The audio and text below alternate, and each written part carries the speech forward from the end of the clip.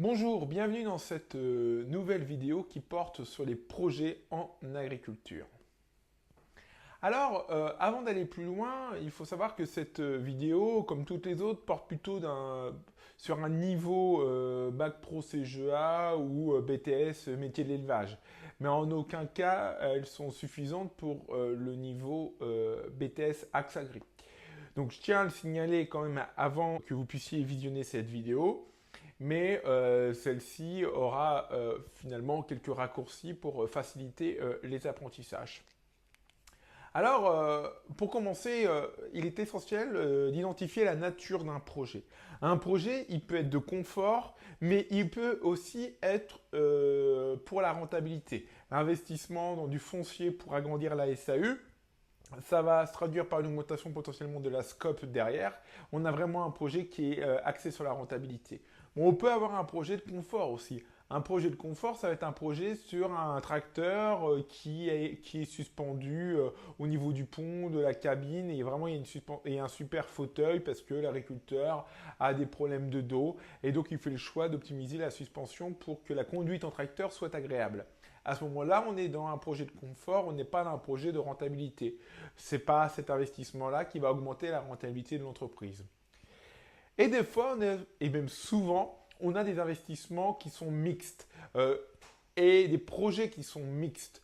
On a par exemple le robot de traite. Le robot de traite, lui, il apporte la possibilité d'augmenter la fréquence de traite et d'apporter une rentabilité supérieure, mais il apporte aussi de la souplesse parce qu'il diminue les astreintes au niveau du travail, du suivi du troupeau et supprime notamment l'activité de traite. Et ça apporte beaucoup de souplesse aux agriculteurs qui peuvent maintenant organiser leur journée sur une journée classique de travail.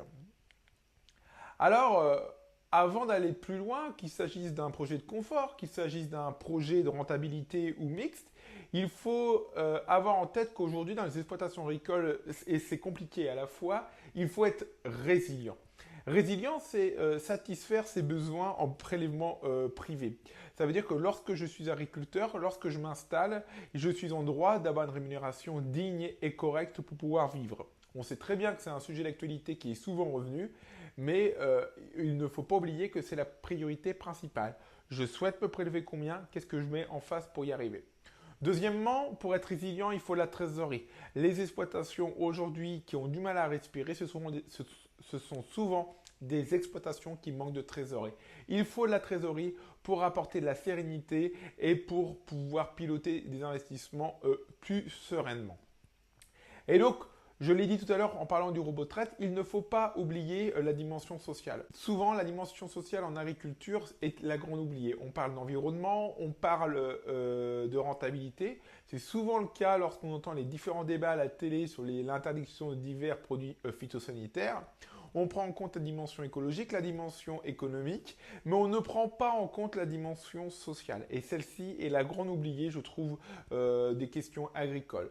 Pour cela, il faut la prendre en compte pour avoir des projets d'investissement, que ce soit pour la rentabilité ou le confort, qui soient réalisables. Alors, qui dit projet de confort, généralement, dit que ça améliore la composante sociale, mais quand on a un projet dit de rentabilité, bien souvent, ça augmente la charge de travail et ça diminue la variable sociale, si je puis dire. Et pour finir, et je pense que c'est l'enjeu du XXIe siècle, on ne pourra pas faire sans, on se doit de prendre en compte la dimension environnementale. Aujourd'hui, pour piloter l'agriculture, on ne peut pas la faire sans le prisme du développement durable qui porte sur l'économique, le social et l'environnemental. Alors, avant d'aller plus loin, on va revenir sur le cas d'un investissement dans un robot, c'est un cas pratique, suite au départ d'un salarié.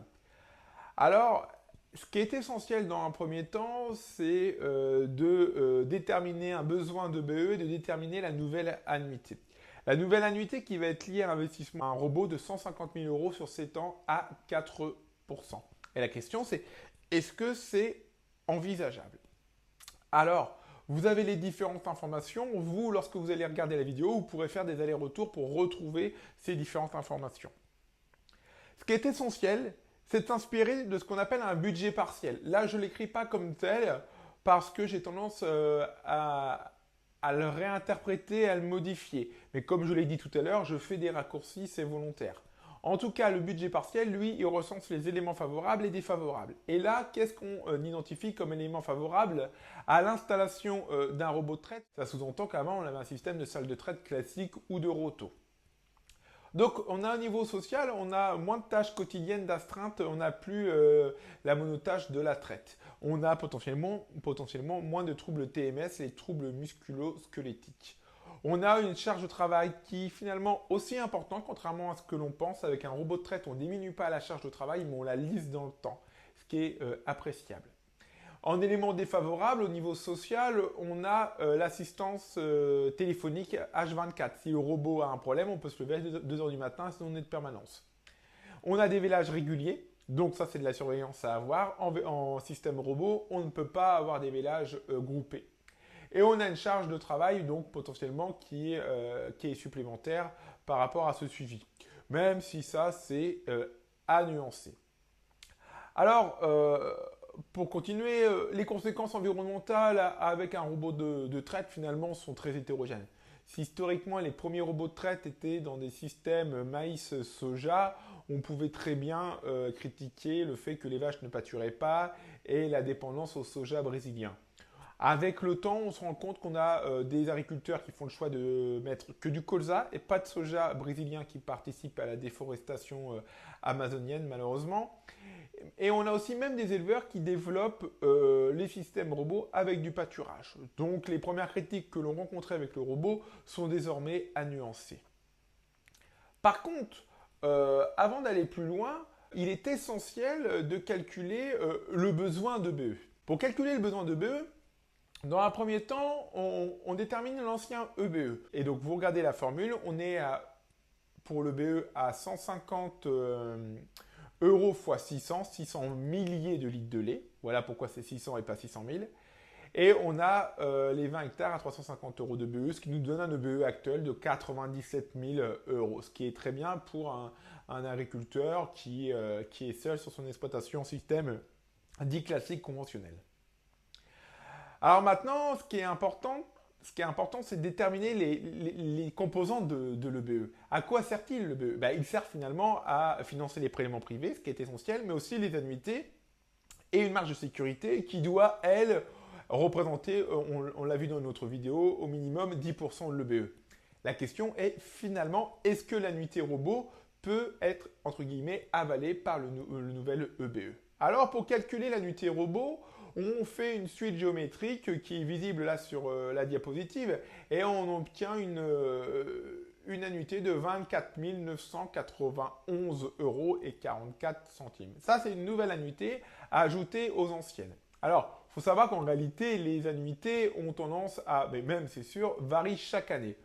Moi, dans mes exemples, je les considère comme des constantes. Je pars du principe que cette année, si on a 62 353 euros sans le robot de traite, l'année prochaine, on aura 62 353 euros sans le robot de traite. Alors ça, c'est vraiment un raccourci, mais je tiens à le préciser pour éviter toute erreur. Alors, pour déterminer donc le besoin de BE, désormais, on va s'intéresser finalement au calcul de prélèvements privés plus les annuités, donc les anciennes plus le robot de traite, et un besoin de marge de sécurité de 10% de l'EBE. C'est une équation n inconnue où finalement, si on remplace EBE par X, la marge de sécurité passe de l'autre côté, on fait les annuités plus les prélèvements privés divisé par 0,9 et on obtient un besoin d'EBE de 123 716 euros. Désormais, nous savons que le BE, il est de 123 716 euros. Par contre, finalement, notre exploitation est-elle en mesure de dégager 123 716 euros de BE? Alors bien sûr, toutes mes valeurs sont critiquables parce que c'est un exercice. Mais le plus important, c'est de retenir la logique. Alors, on va faire pareil que pour la dimension sociale, on va prendre les éléments favorables et les éléments défavorables. La production nouvelle. On aura 660 000 litres à 495 euros les 1000 litres. On a une charge alimentaire qui n'est plus l'ancienne charge alimentaire parce qu'on change généralement le système d'alimentation quand on passe en robot de traite. Donc, on n'a plus les 150 euros à multiplier par les 600 millilitres de lait, ce qui représentait 90 000 euros de charges d'alimentation avant. Et donc, on a 5 hectares de plus en scope. Donc 5 hectares de plus en scope à 350 euros parce que finalement, le passage en robot a intensifié le système et donc a diminué la part de pâturage pour augmenter le maïs. C'est une hypothèse, hein, simplement, mais on peut espérer récupérer 5 hectares de scope. Donc voilà, ça représente 1750 euros de plus. Donc 1750 euros de BE. Et on a des charges de personnel en moins à hauteur de 30 000 euros compte tenu que le salarié est parti. Alors, on a aussi, par contre, des éléments défavorables.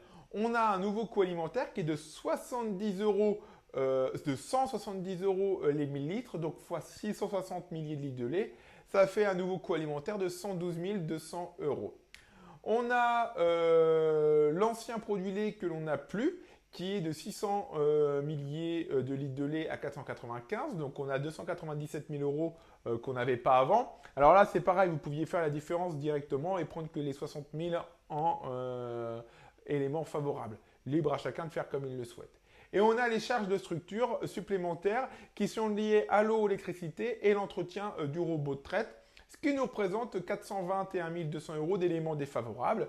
Lorsqu'on fait la différence entre les 448 450 euros d'éléments favorables et les 421 200 euros d'éléments défavorables, on se retrouve à avoir une variation de BE de 27 250 euros.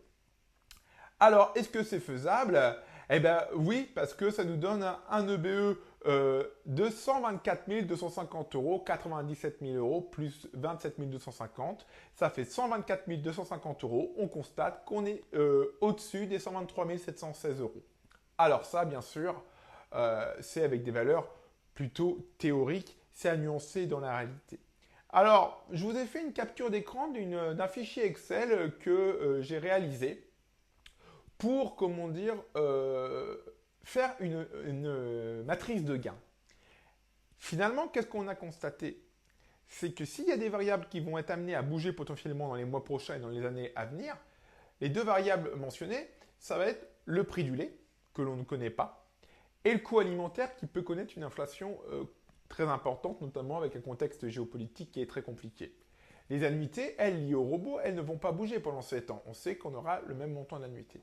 Alors, ce qui est important, c'est de calculer en fait le BE prévisionnel avec des variations de prix du lait et des variations de coût alimentaire. On obtient une matrice de gain et on se rend compte que dans la matrice de gain, eh ben, finalement, avec un prix d'alimentation à 130 euros un coût d'alimentation à 130 euros les 1000 litres, eh ben, finalement, on peut obtenir un EBE satisfaisant simplement avec un prix du lait à 455 euros les 1000 litres. Et par contre, à contrario, si on a par exemple un prix de l'aliment qui revient à engendrer un coût alimentaire de 220 euros les 1000 litres, on est nettement au-dessus des 170 euros du prévisionnel. Et à ce moment-là, on se devra d'avoir un lait payé 535 euros les 1000 litres pour pouvoir obtenir un EBE satisfaisant qui permettra de financer les prélèvements privés, les annuités, annuités plus celle du robot et la marge de sécurité. Voilà. Donc, le projet est potentiellement réalisable. Je vous ai fait une autre présentation graphique si vous voulez voir le BE par rapport au coût alimentaire et au prix du lait. C'est une autre présentation juste pour différencier. Je ne sais pas si c'est plus explicite. L'objectif de cette représentation graphique, c'était d'avoir quelque chose de plus clair. Donc on voit qu'à droite c'est bien et qu'à gauche bah, finalement c'est insuffisant et que finalement bah, on se rend compte qu'on a une probabilité de risque d'être plus dans le rouge que dans le vert. Mais ça c'est à nuancer. Voilà, la vidéo touche à sa fin. J'espère qu'elle a été claire, que ça n'a pas été compliqué. Ce n'est pas une chose simple d'aborder la question des projets en agriculture.